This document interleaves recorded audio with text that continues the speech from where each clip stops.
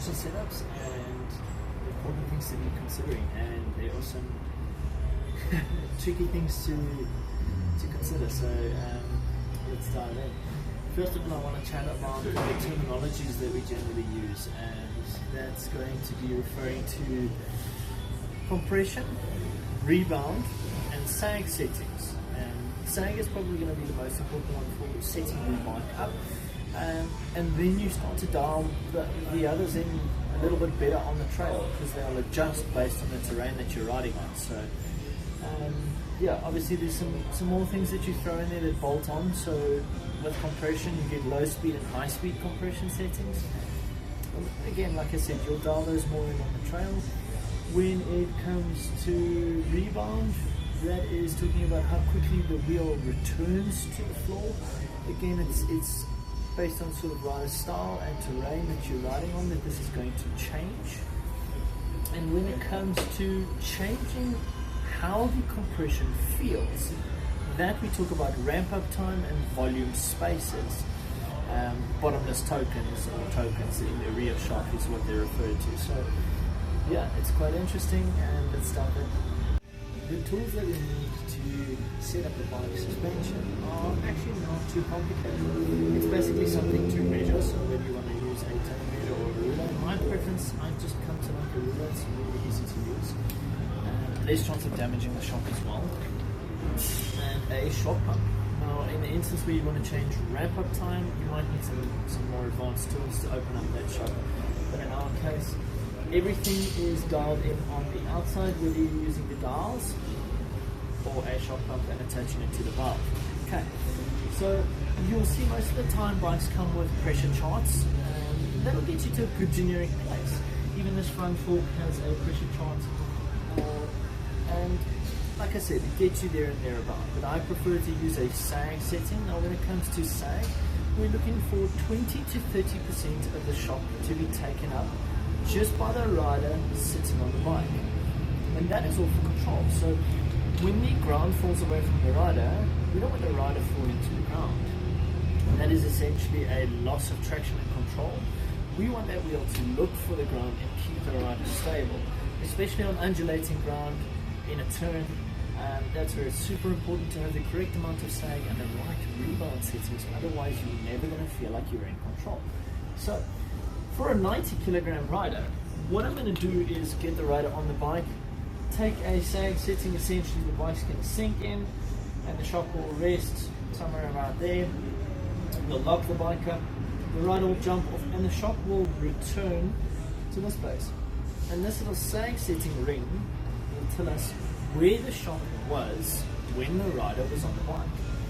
Okay, and then we can measure that in conjunction to the stroke length. So in this case, we're looking at a 42.5 mil stroke length, and on a bike like this, we're looking for around 13 to 10 mils on a sag setting. Now that will give us a 20 to 30% setup on the shock. Okay, so when it comes to the pressure, as a good generic standard, as the golden rule, as some people might call it, you can double the rider's weight for a 30% setup on the rear shock, and I'm talking about a PSI setting now, and kilograms. So it's a metric kilogram weight and an imperial PSI system that we're using here. So I double the rider's kilogram weight, and that will give me the PSI that I need to pump to. If I want a 20% setup, I add 20 to 30 PSI to that. For the front fork, I will pump generally to the rider's weight. So we're looking at 90 PSI in the front shock, and we're looking at 180 to 210 on the rear shock. Okay. Now this is a race bike. We're going to be looking for a more racy setup. So I'm going to go to 210 on the rear and 90 on the front, and then we'll see how it goes.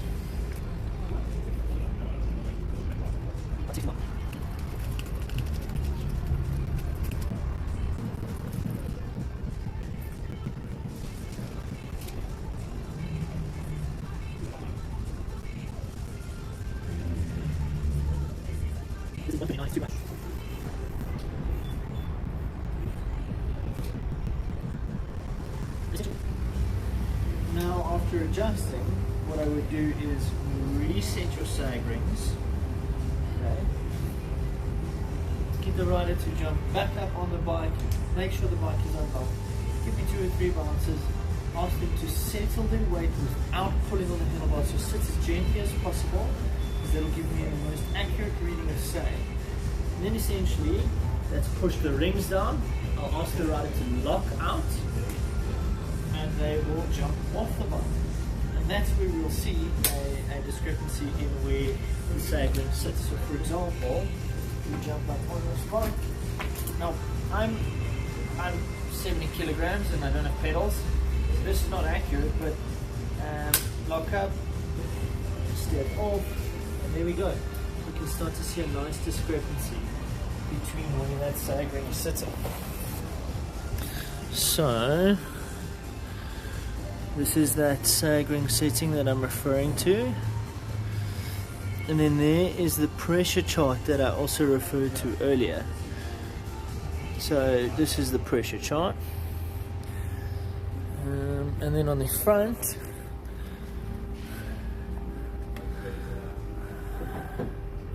you can see that sag is quite a bit. Now what's nice is if you dial in right up in there, you can sort of see the sag measurements. So that is too much.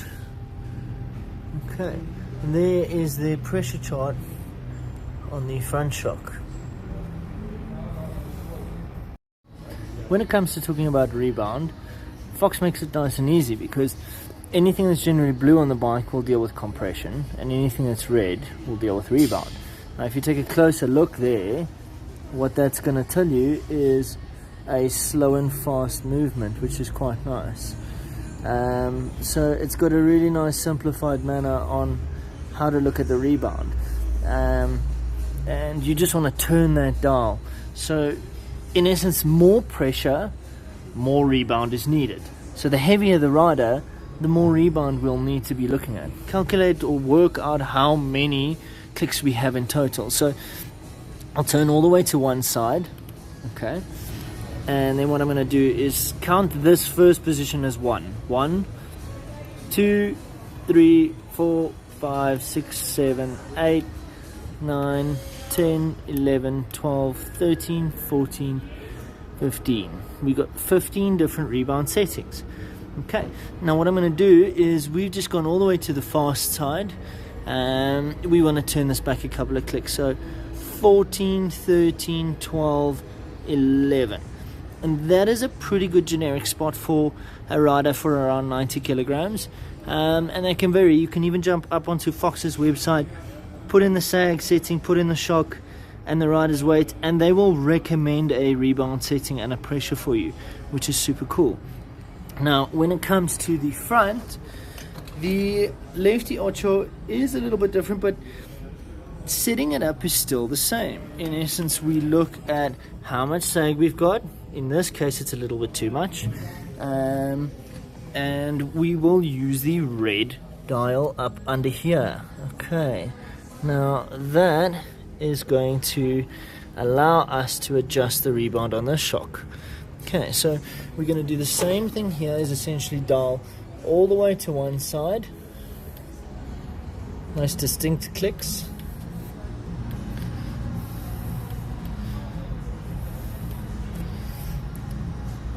And then from there we can count how many we've got out. So 1, 2, 3, 4, 5, 6, 7, 8, 9, 10, 11, 12, 13, 14, 15, 16, 17, 18, 19, 20, 21, 21. Okay, because that last one wasn't turning to a full clip.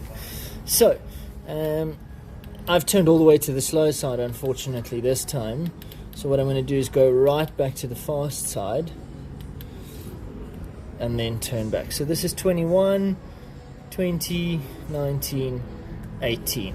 And I think that would be a great generic spot for a rider of 90 kilograms to start out with and adjust further on the trail.